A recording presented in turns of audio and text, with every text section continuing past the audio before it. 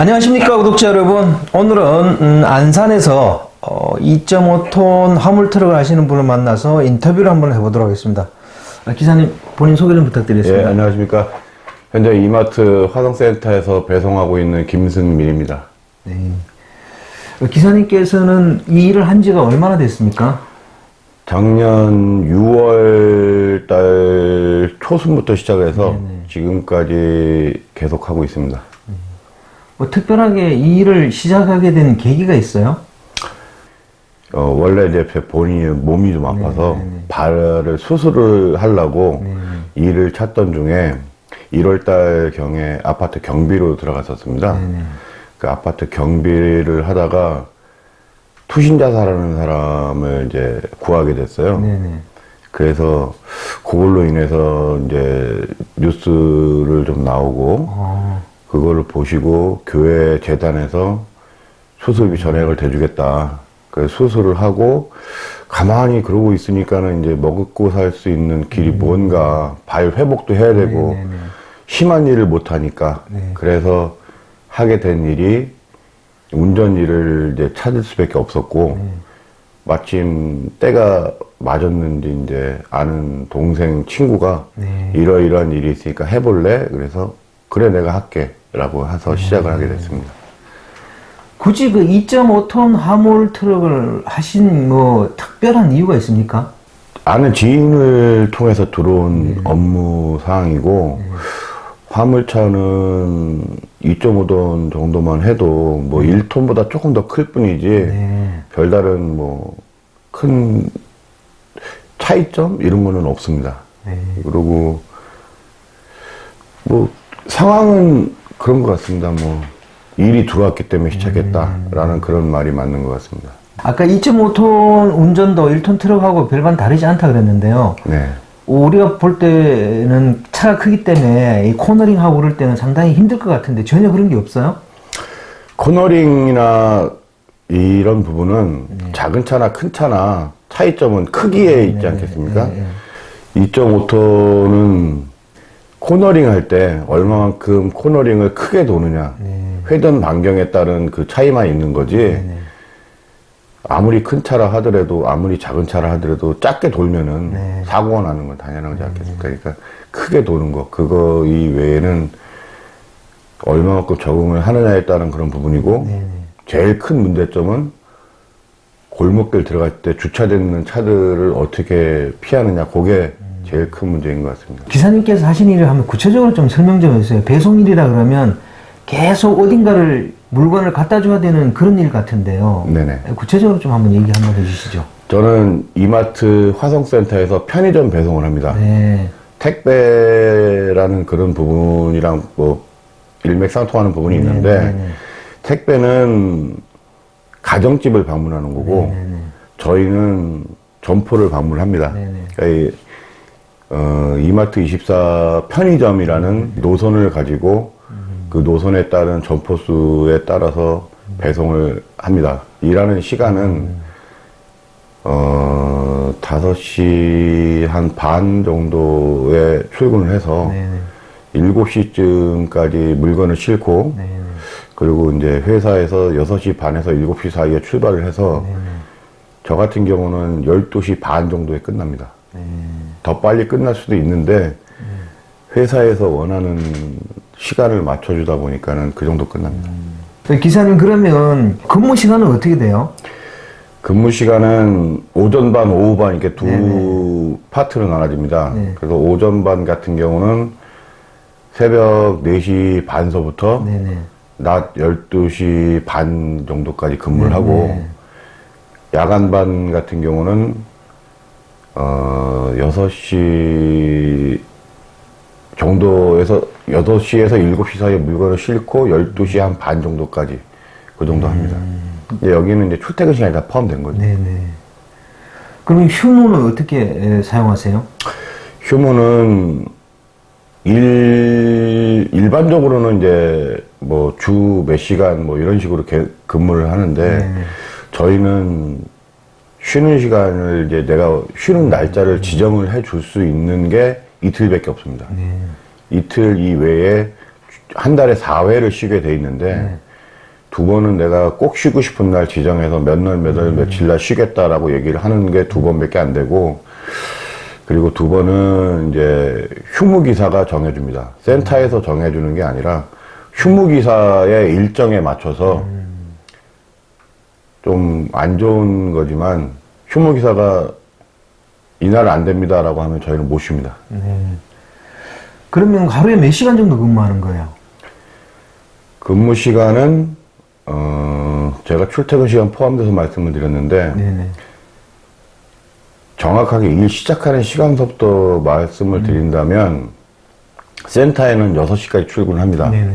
6시까지 출근해서 6시서부터 7시 사이까지 물건을 싣고 네. 그 다음에 출발을 6시 한 30분에서 빨리 실었으면 뭐 일찍 출발할 수도 있지만 보통 6시 30분에서 7시 사이에 출발을 하고 그 다음에 마지막에 끝나는 시간은 저 같은 경우는 11시 50분 경 플러스 마이너스 30분에 끝납니다. 그러니까 집에 들어오면 이제 새벽 1시 정도 됩니다.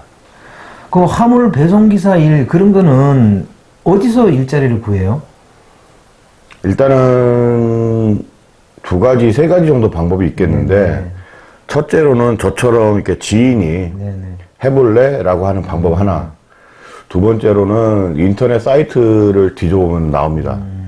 그리고 인터넷 사이트를 뒤지는 그 안에서 두 가지로 나눠지는데 하나는 개인적으로 올려놓는 게 있습니다. 그러니까 표현상으로 나 이제 직원을 내가 늘려야겠다.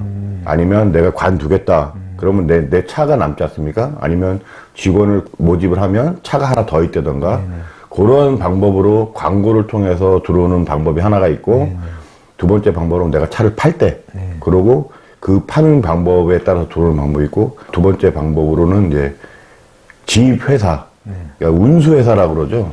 운수회사에서 모집 광고 같은 걸 냅니다. 그러면 거기에 들어가게 되면은 일반적인 유튜브 동영상에 보시면 사기 뭐 지입사기를 당했느니 이런 회사들이 많이 있는데 그런 데를 들어가게 되는 거죠. 그런 데를 잘 만나야 됩니다. 그 지입차는 사기가 많던데요. 뭐 인터넷 댓글이라든지 또는 인터넷 그 기사 검색이나 이렇게 해보면 지입차 사기라는 게 대단히 많더라고요. 네. 그리고 완제 그런 거 조심해야 된다 뭐 그런 얘기가 많은데 실제 현장에서도 그런가요? 사실 그렇습니다. 사기라는 그 부분이 저는 이제 이 일을 오래 하지는 않아서 정확한 표현을 하기가 그런데 저희 같이 근무하는 사람들의 입장에서는 이 일을 시작하게 되면 최소 3년 정도는 관둘 수가 없는 그런 입장이고 그 3년이라는 기간은 다른 걸 얘기하는 게 아니라 차량 활부 기간을 얘기하는 겁니다. 차를 샀을 때 보통 현찰 주고 사는 사람은 상관이 없겠지만 보통 할부를 끼고 사는데 그 할부가 뭐 보통 3년 아니면 5년 이런 식으로 되기 때문에 그 활부 기간 내에는 일을 악물고 한다. 근데 그 차 가격이 평균적으로 이제 예를 들어서 뭐 3천만 원이다 라고 했을 때 사기라는 그런 부분은 운수회사에서 4천만 원, 4,500만 원 이런 식으로 팔았기 때문에 1,000만 원, 1,500만 원 이상 이렇게 내가 손해보고 들어가는 게 사기 형식이 되는 거고 또 이제 그 차가 나한테 넘어왔느냐 내가 차주가 됐느냐 현물 출자가 됐느냐라는 그런 부분으로 좀 많이 얘기가 되고 실질적인 우리 근무하는 사람들 중에는 사정이 급해서 집안 사정이 급해서 아니면 자기 사정이 급해서 일을 시작을 하려다 보니까 그 일이 잡긴 잡았는데 아는 사람은 없고 급하게 했기 때문에 한마디로 운수에서 후려친 거죠. 그래가지고 눈물을 흘린다? 뭐 그런 표현적으로 어쩔 수 없이 시작을 했으니까 본 좀 뽑아야 되지 않느냐 라는 그런 생각으로 하는 거죠. 그러면 기사님께서는 지입제로 하고 계신가요? 아니면 월급제 기사를 하고 계신가요? 저는 지금 지입제를 하고 있습니다. 네. 그 월급제도 했었습니다. 월급제를 하다가 이 정도 수입이면 내가 지입을 들어가도 남겠다라는 생각으로 지입 기사를 했습니다. 그럼 월급 기사는 얼마나 하셨어요? 월급 기사는 저는 많이 받은 편이라고 그러더라고요. 월 300을 받았는데 보통적으로 얘기하면은 한 200에서 한 220? 뭐 그 정도로 얘기하는 것 같습니다. 월급제 기사는 6월 달서부터 10월 달까지 했고요. 작년요? 네네. 11월서부터 제가 이제 차를 인수해서 차주를 하고 있습니다. 차주라 그러면 단독적으로 사업자 아니에요? 맞습니다. 사업자입니다. 그럼 2.5톤 지금 배송일 이것도 그 노란 번호판을 구입해야 되는 건가요? 방법이 두 가지입니다. 구입을 하거나 임대를 하거나. 구입을 하면은 아까 말씀드린 개인 용달이 되는 거고, 회사에서 임대를 하면은 회사 소속으로 되는 겁니다. 기사님, 예. 그러면 2.5톤 화물트럭 그 노란 번호판을 구입하려면 돈이 얼마나 들까요? 번호판만으로 따지면 2, 3천 정도 들어갑니다. 차 가격은 별도고요. 2.5톤 노란 번호판을 구입을 하면 아까 개인 용달이라고 했잖아요. 네네. 그러면 일자리는 따로 있는 게 아니고 자기가 콜이라든지 이런 걸 보고 일을 잡아야 되는 거 아니에요? 맞습니다. 콜이라는 그 앱을 사용을 해서 그 자기의 적성에 맞는, 그러니까 자기가 이제 저 같은 경우는 냉동 탑차기 때문에 냉동 일을 많이 하지 않겠습니까? 그거 이외에 이제 카고 차량이나 윙탑 이런 차량들은 냉동을 취급을 안 하는 차량들은 그런 거에 맞는 그런 앱선상에서 올라오는 자기가 가고 싶어 하는 거 맞는 거 조건을 찾아서 할 수가 있는 거죠. 그거 이외에 회사 소속이 되면은 일은 계속 있는데 그거를 이제 선택을 할 수는 없는 거고. 회사 소속이 된다는 건 지입제로 들어간다는 그런 얘기하고도 일맥상통하나요? 네, 그렇습니다.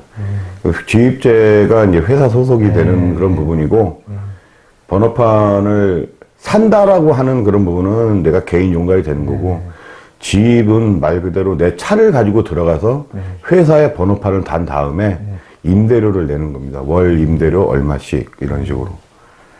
그럼 2.5톤 화물트럭 같은 거 노란 번호판 임대를 하면 한 달에 임대료는 얼마나 내야 돼요? 저희 같은 경우는 25만 원 플러스 마이너스가 됩니다. 한 달에 25만 원 정도 낸다고 보시면 됩니다. 그러면 지금 기사님께서는 지입제 할 때 총 들어간 돈이 얼마나 들어갔어요? 저는 운이 아주 좋은 편에 속합니다. 그거에 대해서는 3,500만 원 전액 할부입니다.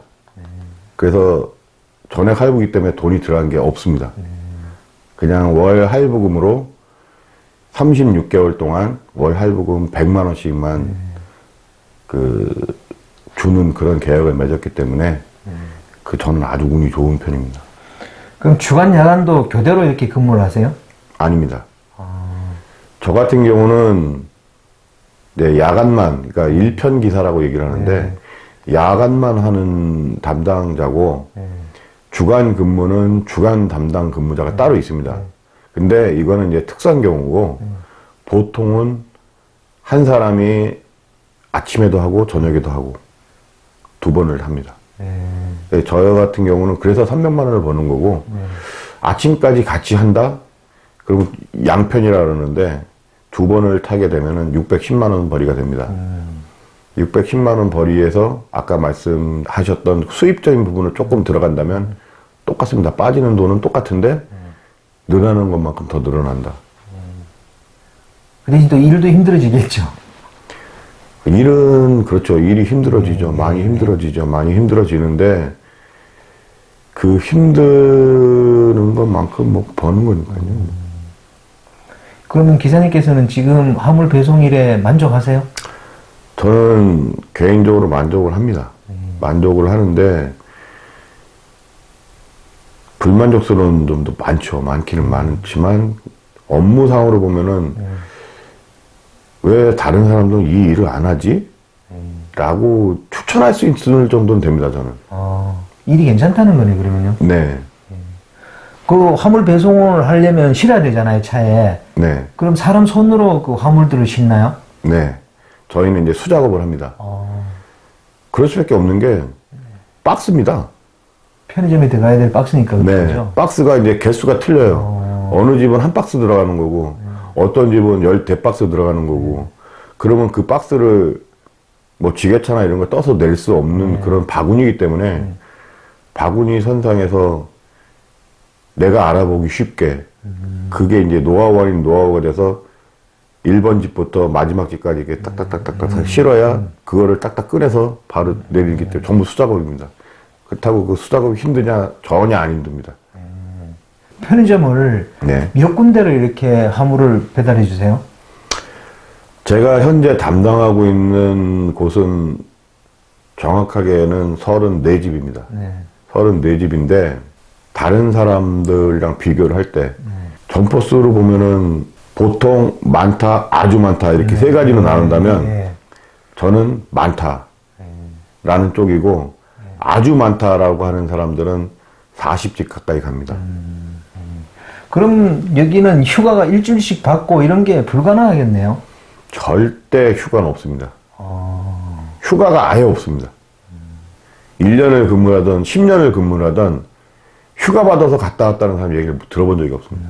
그러면 여기서 우리 그 2.5톤 네네. 화물 그 일을 하려는 분들에게 네. 저 선배 기사로서 한번 조언 한번 해주시죠. 네. 2.5톤 화물 기사뿐만이 아니라 1톤 기사, 뭐 5톤 기사, 뭐 25톤 기사, 그 어떤 기사도 참 좋습니다. 제 개인적으로는 추천해주고 싶어요. 나이 먹은 사람이든 젊은 사람이든 자기가 목적의식을 갖고 하겠다고 하는 사람들은 진짜 적극적으로 추천드리고 싶습니다. 왜냐면 일이 안 힘들어요.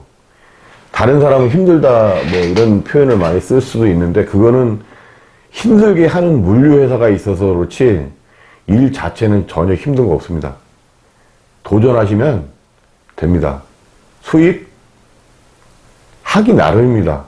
제가 그 급여 명세표를 보여드릴 수도 있는데 300만 원이 제 기본 급여지만 추가 탕수, 뭐 알바 뭐 이런 표현으로 써서 열심히 해가지고 할 수 있는 것만큼 열심히 많이 했습니다. 그 금액이 들으시면 뭐 놀랄지 안 놀랄지 모르겠지만 저는 1200만 원 평균으로 지입기사 사장으로 하고서 했습니다. 300만 원보다 한 900만 원 더 버는 거죠. 그렇게 벌었습니다. 근데 그런 부분을 놓친다, 안 하겠다, 몰라서 못한다 이런 부분은 자기 사정이 급하지 아니한 사람한테는 할 필요가 없는 일이고 내가 급하면서도 내가 해보고 싶다라는 그런 사람들한테는 적극 추천합니다. 진짜 괜찮습니다. 해보세요. 한 달에 1200만 원을 벌었다고요? 네. 또 난리 났네 이거. 이거 저 유튜브에 많이 본 것 같으면 이것도 근거 제시하라고 또 난리 칠 것 같은데요. 아, 이거 껐지 참.